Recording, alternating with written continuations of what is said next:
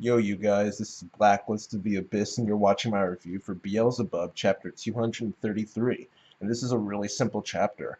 First, we see Furuichi, right where the last chapter left off. We see Furuichi looking at Nene, finding out that she's been turned to stone. Then Chiaki shows up.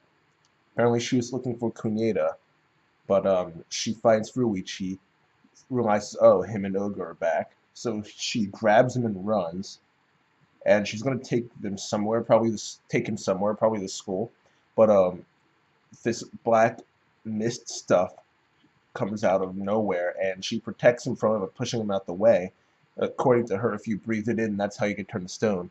And because she protected him, she gets turned into stone. And Kanzaki shows up in a car, right, and picks him up, and he kind of tells he kind of catches him up on the situation, tells him that everything that's going on right now is Fuji's doing, and a lot of people have already been turned to stone. He mentions that Shiroyama and even Natsume have been turned to stone already.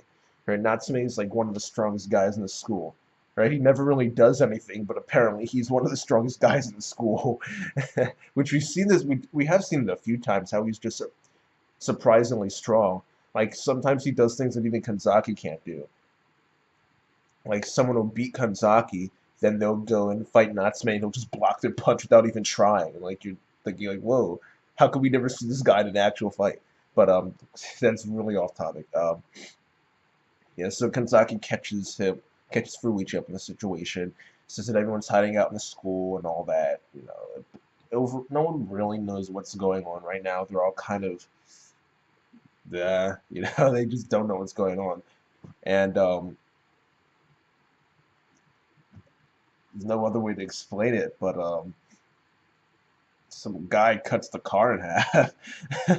Like I didn't see it coming at all, so I'm just like,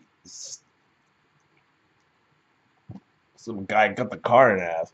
Right? Like he was just standing in the street, I guess, and he just boom, and the car gets cut in half.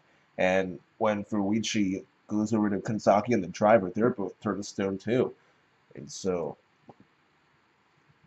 fast-paced developments in this chapter. And the chapter ends with us seeing Oga at his house. He goes downstairs, realizes that his family's been turned to stone, and he sees Fuji sitting on the couch drinking tea that his sister made. Apparently, it sucked. I highly doubt it, but he's probably just saying that. But yeah, he doesn't introduce himself, but Oga asks him, "Are you Fuji?" And he says, "Yep, that's right." So yeah, so that guy who cut Kanzaki's car in half wasn't Fuji. And yeah, that's really it for the chapter. I'll give it a 6.5 out of 10, just because it was really fast paced. So the things that did happen weren't, well, there weren't many things that happened.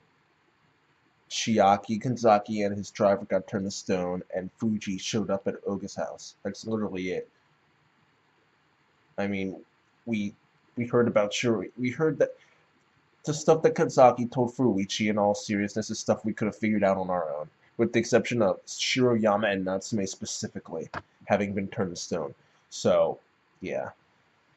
Even Furuichi himself was saying, oh, this is Satan's doing, right? So I'll just give this chapter a 6.5 out of 10.